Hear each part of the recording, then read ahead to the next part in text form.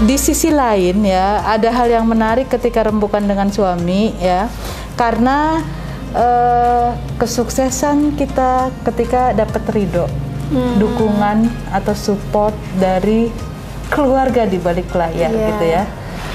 Depok sebagai sahabat keluarga ini sangat-sangat mengapresiasi gitu kalau buat saya, dengan pertimbangan-pertimbangan yang tadi Mbak Rosi jelaskan. Nah ini selama ini dengan ayahnya anak-anak gitu ya, gimana? Ridho Allah tuh ada pada ridho orang tua gitu ya Bunda. Nah kalau sudah menikah kan jadi ridho Allah ada pada ridho suami. Betul sekali tadi apa yang Bunda sampaikan.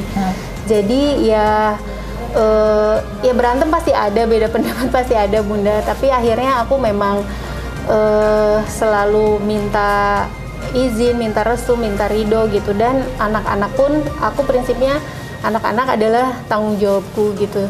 Jadi waktu sekolah ke Bandung juga aku pulang pergi, kadang-kadang nginep di sana. Tapi aku beresin dulu anak-anak gitu, dari jauh-jauh hari sudah dipersiapkan. Aku briefing bahwa nanti mami akan sekolah dan nanti mungkin tidak pulang. Dan mereka alhamdulillah jadi baik-baik aja. Ketika di briefing mereka juga jadi paham. Kreatif itu harus ya, wajib gitu Bunda. Jadi ketika aku misalnya show ke luar negeri 10 hari, itu aku selalu menyimpan hadiah-hadiah kecil di beberapa tempat. Jadi setiap hari ini temukan surprise dari mama di sini ya. Jadi mereka nungguin besok apa ya surprise dari mama. Jadi rasa rindunya, rasa kehilangannya tuh terobati. Terus aku tulis surat. Ada surat ya dari mami di situ. Nah, waktu itu Lula juga masih belajar baca. Jadi kan dia semangat. Jadi aku tetap ngajarin mereka walaupun dari jauh, ada pembelajaran yang mereka dapetin meskipun ibunya jauh gitu. Nah, suamiku juga kan sangat membantu. Jadi dulu aku minta Abirian resign untuk megang keuangan gitu. Karena beliau memang konsultan keuangan, terus konsultan pajak juga, internal audit, pokoknya urusan keuangan tuh ahlinya gitu. Terus aku pikir, kenapa aku harus rekrut orang lain yang aku tidak kenal, mendingan suami sendiri gitu. Dan itu tuh butuh waktu 2 tahun Bunda ngebujuk beliau resign. Dan akhirnya setelah berhasil, jadi dulu tuh aku kondisikan ketika pagi-pagi Abirian harus pergi, anak-anak belum bangun. Ntar pulang malam, anak-anak udah tidur gitu. Jadi aku akalin seperti itu, jadi dia tidak nyaman. Akhirnya ketika sudah resign malahan, alhamdulillah ya, malah bisa nganterin anak sekolah. Terus ternyata dapetnya juga lebih banyak. Kalau dulu tuh kan aku selalu bilang, pokoknya jangan ngerjain kerjaannya klien lain di kantor gitu. Udah komitmen. Iya, jadi akhirnya aku tidak mau kamu kasih aku dan anakku dari karena korupsi itu bukan cuma uang ya Bunda, waktu apa ya, pikiran gitu kan. Itu tuh yang tidak disadari gitu. Akhirnya tuh setiap abis pulang kerja masih ngerjain yang lain, jadi tidurnya tuh kadang-kadang hampir pagi gitu. Nah ternyata setelah resign dia bilang waktunya jadi lebih banyak, dapetnya juga lebih banyak. Nah itu mungkin yang tadi Bunda bilang berkah gitu ya ketika nah sekarang produksi aku juga suamiku yang pegang, tapi beliau juga tetap masih jadi konsultan di rumah sakit, terus masih jadi konsultan untuk klien-klien personal juga masih. Tapi supportnya ke Gadisnya juga jadi lebih banyak gitu. Itu sih Bunda, jadi ya melihat Bapak dan Bunda juga kan seperti itu, saling support, saling backup gitu. Oke, sahabat surga, warga Depok, itulah bincang-bincang kecil ya, yang tentunya ada satu keunikan pada sosok Mbak Rosi dengan keluarganya. Ingin tetap menjaga keharmonisan dan kekompakan dalam keluarga, dan di samping itu juga keberkahan hadir ya ketika kita semuanya atas tujuan, rencana, kebaikan-kebaikan, ternyata Allah banyak sekali memberikan kemudahan-kemudahan. Nah, apa ya Mbak pesan-pesan yang bisa disampaikan kepada startup yang mau memulai merintis satu usaha gitu ya, dengan perjalanan panjang Mbak yang sudah terlewati ini, kita juga pengen berbagi dong gitu. Oh iya, buat teman-teman yang baru memulai ya Bunda ya. Jadi jangan lupa di awal itu tetapkan dulu tujuannya gitu loh Bunda. Seperti kemarin tuh siapa yang, aduh aku lupa, membeli mobil itu bukan buat diisi bensin gitu, tapi membeli mobil itu untuk mencapai tujuan. Nah gitu. Jadi kendaraan bisnis kita tuh, kendaraan kita tuh bukan untuk diisi bensin atau bukan untuk lain-lain, tapi untuk mencapai tujuan. Nah, bagaimana caranya bisnis kita tuh bisa mencapai tujuan? Jadi diutamakan itu buat aku ya Bunda, carilah dan kejarlah keridhaan Allah, karena kalau ngejar keridhaan manusia tuh agak berat gitu. Dan kita akan banyak kecewa. Iya Bunda. Nah, terus ketika yakinlah bahwa nanti akan didatangkan orang-orang yang satu frekuensi gitu Bunda. Dan ketika ya SDM itu memang tidak mudah ya Bunda. Salah satunya mungkin di beberapa perusahaan juga SDM itu adalah bagian terdrama gitu.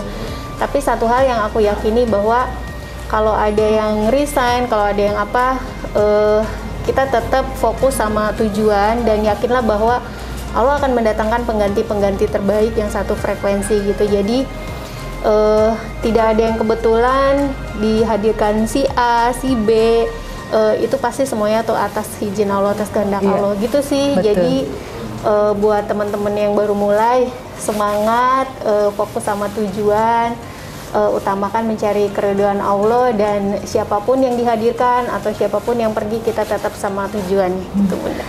Ada hal yang kemudian saya amati dan saya cermati, sistem kerja apa yang selama ini dilakukan oleh Gadiza?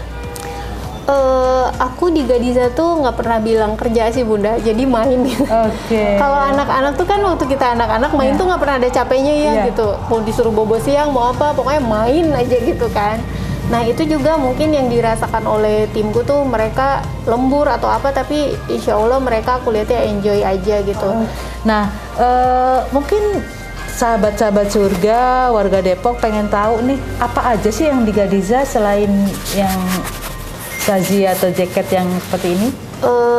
Ada para pohon Bunda, produk laki-laki. Jadi itu sebetulnya ada yang bilang baju koko, tapi juga bukan baju koko gitu. Bahkan yang beli gamisnya tuh ya, yang rambutnya warna-warni, anak muda, dipakai ke mall, dipakai jalan gitu. Jadi sebetulnya dia looknya tuh lebih ke resort wear ya. Dan itu tuh ketika membuat brand ini tuh memang aku merasa tidak sendiri, karena itu baju laki-laki ya Bunda. Aku tidak mungkin paham banget gitu. Nah kemudian aku riset bahwa mentorku juga sering mengatakan kan, laki-laki itu berkeringat lebih banyak gitu, jadi harus dicari bahan yang memang dan menyerap keringat lebih banyak. Akhirnya para pohon itu dibuat dengan fitur-fitur yang memang sesuai dengan kebutuhan laki-laki, dan aku sama Mas Jaya Setiabudi sama Alexander jadi kayak bertiga merumuskan si brand para pohon itu, bikin konsepnya seperti apa. Logonya tuh pohon Philodendron Cilium yang ada di rumahku gitu, yang 5 jari itu. Jadi para pohon ini didesain sesuai dengan yang dibutuhkan laki-laki gitu, bahannya yang menyerap keringat lebih banyak, terus juga dia natural fabric Bunda, karena itu salah satu bentuk kepedulianku sama bumi gitu ya. Tidak pakai kancing plastik, tidak pakai resleting, semuanya dari bahan itu sendiri dimanfaatkan. Dan kalau misalnya baju itu sudah lama, sudah tidak terpakai, dikubur, dia mudah terurai gitu Bunda. Jadi, dan sebetulnya dia tuh daur hidupnya tuh lebih banyak, karena linen itu karakternya semakin sering dipakai semakin enak gitu Bunda. Jadi lembut, dia semakin lembut, dan tuh seratnya tuh memang enak sekali gitu. Gimana sih caranya orang kalau pengen belanja di Gadiza? Bisa langsung datang ke sini di Gadiza, butiknya Jalan Siliwangi nomor 3 Bunda, sebelum Rumah Sakit Hermina. Dan bisa juga di website gadiza.co.id. Bisa juga lewat Facebook atau DM Instagram atau WhatsApp ke beberapa CA kita gitu Bunda.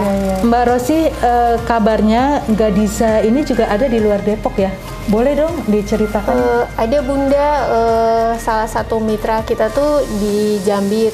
Nah, ada di Lembang, di Rumah Tera Guest House itu baru buka kemarin Bunda.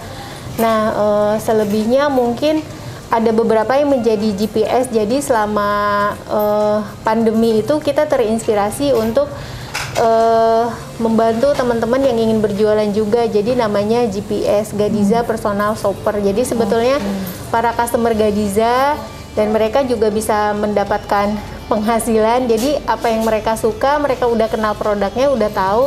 Nah, belanja, jadi memang ada di beberapa kota juga sih mereka, gitu ya? Iya gitu, tapi ini lebih ke apa ya, mereka memang udah cinta Gadiza duluan, udah lebih kenal produknya gitu, jadi tidak perlu membekali produk knowledge lagi Bunda, udah tahu. Tentunya di penghujung pertemuan kita ada banyak hal yang bisa kita ambil dari perjalanan seorang pengusaha muda, Rosi Rahmadi dengan timnya. Ini banyak sekali menginspirasi pada kita semua. Mudah-mudahan kita ingin menjadi laksana pohon kurma yang hampir ada dari semua batangnya, daunnya, atau mungkin di Indonesia kita lebih kenal dengan kelapa ya Mbak ya. Iya, iya. Bermanfaat buat semua. Jadilah kita ingin yang terbaik dengan satu persembahan yang bisa kita berikan, tapi tetap keluarga adalah utama ya Mbak. Iya. Untuk tidak kita tinggalkan. Begitupun juga seperti yang sudah dijelaskan, ridho suami, dukungan keluarga, ini yang membuat sukses kita dunia hingga akhirat ya. Mudah-mudahan pertemuan kita diberkahi oleh Allah. Amin. Dan kita akan bisa ketemu ngobrol-ngobrol yang lain. Tunggu di kabar Bunda yang lainnya, tentunya akan banyak lagi kisah-kisah inspiratif di Ramadan 1442 dengan berbagai kisah dan pengalaman-pengalaman uniknya. Selamat menjalankan ibadah puasa dan kita sukses di 10 terakhir Mbak. Amin. Mendapatkan Lailatul Qadar. Dan Assalamualaikum warahmatullahi wabarakatuh.